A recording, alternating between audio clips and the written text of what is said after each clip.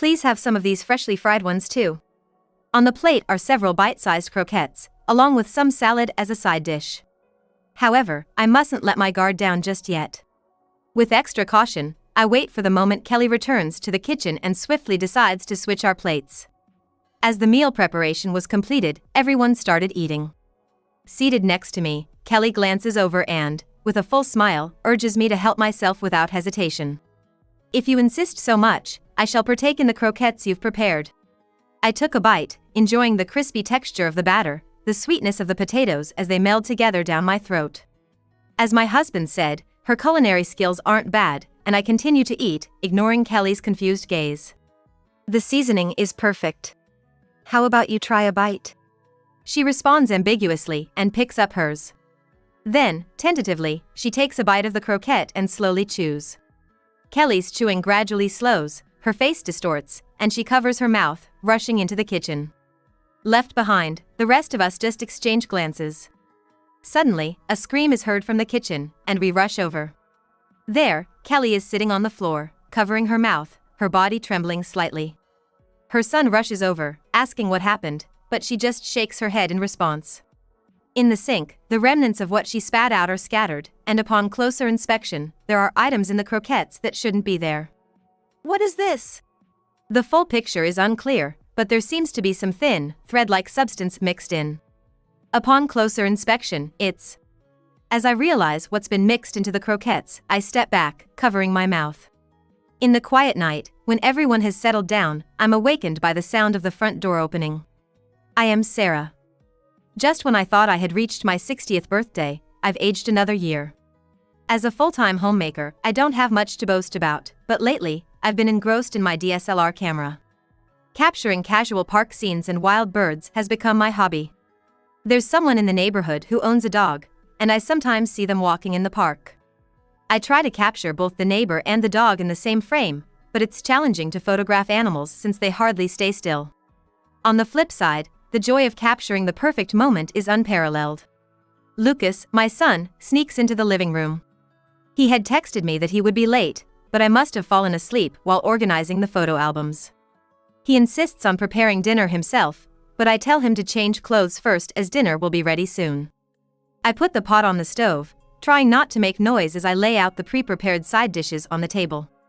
I have to be careful not to wake Henry, my husband, who is already asleep. Finally, as I place the pasta on the table, Lucas sits down. Tonight's dinner includes pasta, spinach salad, and vegetable soup. My husband sometimes requests heartier meals. But I often tailor the menu to my son's preferences. This is my little secret. Lucas shows interest in a photo spread out on the table. It's a picture of us huddled together next to a gate of a school.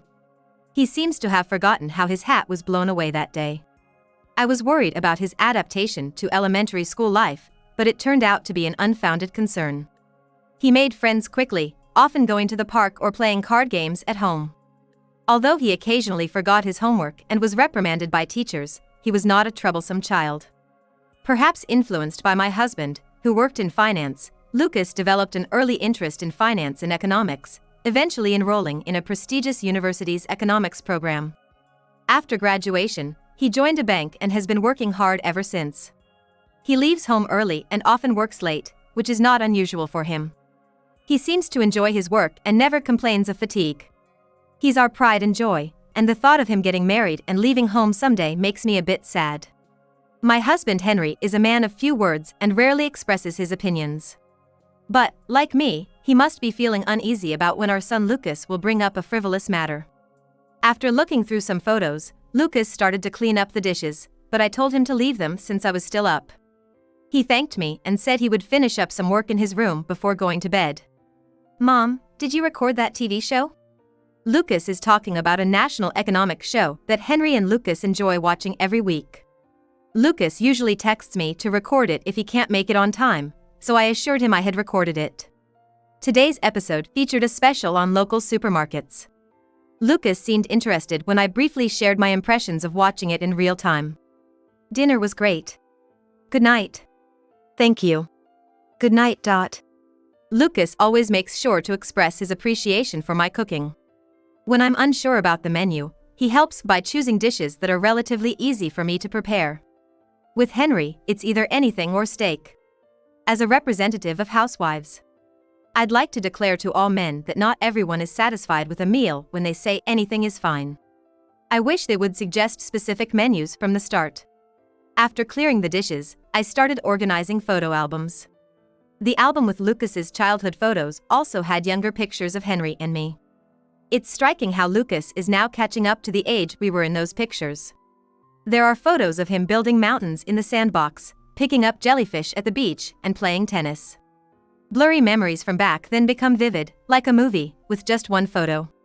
I closed the last album and put it back on the shelf. Lucas has never overslept. Even in early elementary school, he used to set his own alarm clock. As Henry and I have gotten older, we need less sleep and are usually up by 6 a.m. Lucas also gets up around 6 or 7 a.m., so we often have breakfast together. Despite working late into the night, Lucas was as energetic and clear-voiced as ever this morning. He seemed to be getting some advice on loans from Henry, but I didn't quite follow the conversation. After quickly finishing breakfast, Lucas stood up and solemnly told us he had someone he wanted us to meet. Even Henry, who rarely shows interest in others' affairs, looked up from his newspaper at Lucas. Before we could say anything, Lucas quickly left the house, and Henry and I exchanged silent glances, acknowledging that the day had finally come. Henry snorted and returned to his newspaper. A habit he has when something displeases him. He might act like he doesn't care, but I'm sure he feels a bit sad too. Our boy is finally getting married. He wouldn't choose wrong. He might be right. Since Lucas chose her, she must be a good person. I reassured myself and hung up my apron. I had planned to go take pictures in the park today, but decided against it. Seeing the children playing there would probably blur my focus. I carefully covered the lens I had polished. It was a sunny noon on a holiday. Flowers bloomed under the pleasant sunshine, and white clouds drifted freely on the wind. Yet, our hearts were partly cloudy. Today, we were to have lunch with the woman Lucas wanted to introduce. Trying not to be too formal, we attempted to stay calm, but our hearts raced as the moment approached. When the front door opened, Henry and I cleared our throats and welcomed Lucas and his girlfriend. Her name is Kelly. She's a vibrant 26-year-old who works with Lucas. Looking at her glowing skin, I thought she probably uses less than half the skincare products I do. According to Lucas, she handles individual customer service, known for her kindness and efficiency. Well regarded among her colleagues, she's a thoughtful and capable bank employee. Nice to meet you. I'm Kelly. Nice to meet you. Please come in. She entered our house. As I led her to the living room, she took a gift out of a paper bag before sitting down. The gift Kelly brought was cookies from a famous store, a favorite of both Henry and me. It's one of the top 3 renowned stores in the city, known for selling out by the afternoon, with people lining up desperately for it. She must have lined up early in the morning to buy it. Her every move exudes elegance, and her research beforehand was impeccable. Her clothes were neither too flashy nor too plain, showing a sense of style that complemented her beauty. And above all, she smelled wonderful. I made a mental note to ask her later which brand of fabric softener she uses. Henry seemed already smitten with her, bombarding her with questions since she sat down. She apparently spends her weekends bar hopping or watching makeup tutorials. Her liking for beer was unexpected, but she and Henry seemed to hit it off, discussing which bars are the best. Watching Henry's excited demeanor, I shook my head in disbelief and started preparing lunch. Kelly offered to help in the kitchen, but I politely declined, saying I just needed to serve the food and suggested she keep Henry company instead. He'd probably enjoy that more. I was impressed that she considered cooking and dining activities in her choice of a black blouse. Everything about her seemed positive. It was only a bit later that I realized I had also fallen for her charms. While eating the cookies Kelly brought, Lucas casually broached the subject. "We're getting married," he said straightforwardly. Henry and I immediately gave our blessing, confident that these two would build a happy home together. I imagined their future blissful married life and the faces of my yet-to-be-born grandchildren. I had envisioned a grand and splendid wedding for them. However, at their request, we settled for a ceremony with only close acquaintances and a standing party. The meal was modest. But upon closer inspection, I noticed luxurious items like caviar and abalone. I later learned that the concept was to offer lavish food in small quantities to consider food waste. It was a casual style popular among young people, vastly different from our wedding, making me realize how times have changed. The ceremony concluded with Kelly's bouquet toss. Caught by her friend who, not wearing a ring, appeared to be single. The wedding day, which had been sunny, contrasted with the gray, cloudy afternoon as I sat sorting the wedding photos while watching a drama on TV. The scene showed a wealthy daughter-in-law getting along with her mother-in-law. I thought a good relationship between in-laws was impossible, having seen numerous ugly fights on talk shows. While I couldn't imagine Kelly getting involved in such disputes, I had casually asked Lucas about living together. The newlyweds preferred to build a new home and live there, indirectly refusing to live with us, so we agreed to live separately. They now live in a new single-family home near our old house. They visit us often, making time despite their busy schedules. Sometimes Kelly and I go shopping together, and I regret not having a daughter as we talk about clothes and makeup. We plan to go out for beer with Henry soon. Initially, I declined, but Kelly suggested a cozy place. Her thoughtfulness has kept us close to the newlyweds. I turned off the TV and centered my favorite photo in the album. Later, I received a lot of herbs from a neighbor who owns a dog. Today, Lucas and Kelly were visiting, so I sorted out some nice herbs for them. Lucas arrived first, saying Kelly would join us after finishing a phone call. While updating each other, I remembered I had forgotten to give a thank you photo to the neighbor who gave me the herbs. I had intended to give a photo I took of a neighbor walking a Pomeranian in the park, but I had completely forgotten. I told Lucas I'd be right back and hurried over to my neighbor's house. On the way, I spotted Kelly behind a telephone pole, making a call. As I approached her, something felt off. Her way of speaking was different from her usual calm and genteel manner. Kelly never raises her voice. But the person I thought to be her sounded like a high school girl. Finally, that mama's boy is getting married, securing my future. A woman's got to marry up, right? Shocked by her words, I thought about running away to avoid confronting whether this person was really Kelly. But as her call ended, she turned around. It was indeed Kelly. Her guilty expression convinced me that she had referred to Lucas as the mama's boy. Kelly, when you said mama's boy, were you talking about Lucas? What are you talking about? I never said that. She replied and hurried away without allowing me to argue. Maybe Kelly has a hidden side. Since then, my relationship with her has been strained. She often ignores my messages, and the food she brings over is so salty it's inedible. I've had to throw it away. These acts of spite only happen when we're alone. Meanwhile, the neighborhood speaks highly of Kelly, praising her for cleaning up communal areas and being kind to the elderly and children. Knowing her other side, their praise doesn't sit well with me. When I subtly hinted that her cooking was too salty, she just played it off as a mistake with the amount of salt.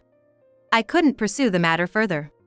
Even when I casually mentioned these issues to Henry and Lucas, they didn't take me seriously, suggesting I was imagining things. Everyone seems blind to Kelly's dual nature.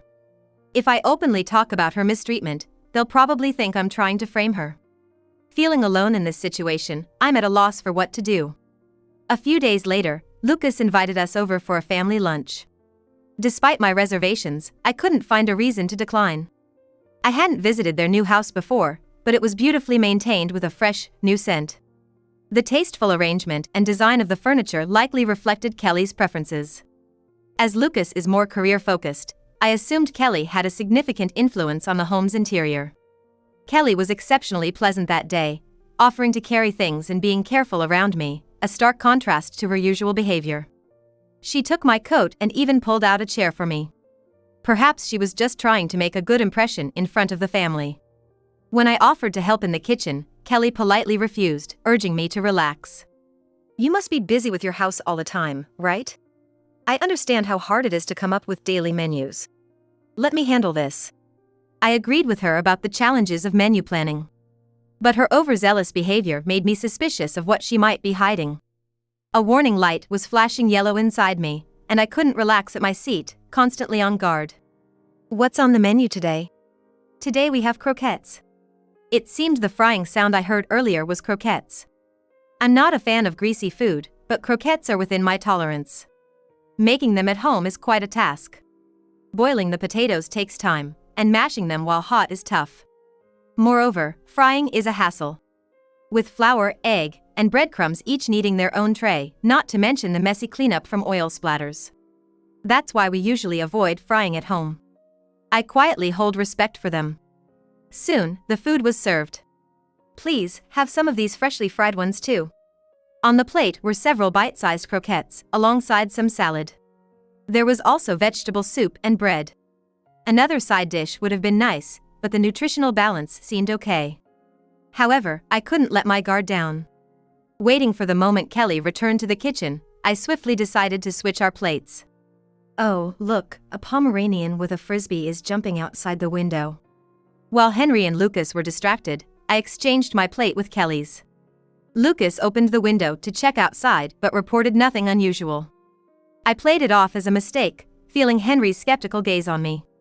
He seemed to be thinking, how could you mistake anything for a Pomeranian? With years of marriage, I could read his thoughts just by looking into his eyes. I composed myself and praised Kelly's cooking to smooth over the situation. As the meal preparation was completed, we all started eating. Everyone started eating what they liked, with Henry praising Kelly's cooking skills. Perhaps she chose croquettes to cater to his preferences. Lucas also seemed satisfied, munching on a croquette. Seated next to me, without hesitation, I took a bite of her croquette, enjoying the crispy texture and the sweetness of the potatoes. Indeed, her culinary skills weren't bad, and I continued eating, ignoring her puzzled look. Eat while it's hot, Lucas suggested to a bewildered Kelly. Henry also expressed concern, asking if she was feeling all right. The seasoning is perfect. How about you try a bite? She hesitantly took a croquette, slowly chewing it.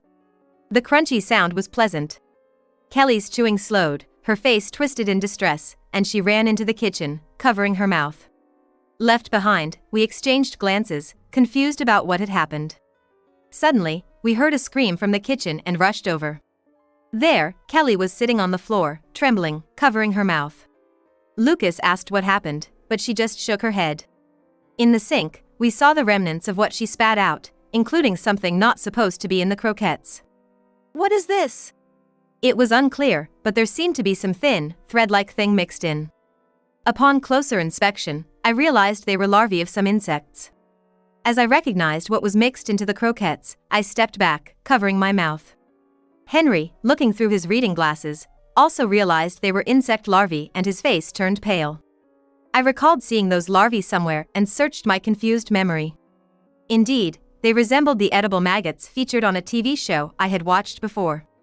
According to the show, they're rapidly reproducing and high in protein, expected to become vital in solving the food crisis. I remembered vowing never to eat such bugs, even if there were no other food left on Earth. Horrifyingly, those vile maggots had been stuffed into the croquettes. Making them bite-sized must have been to conceal their presence.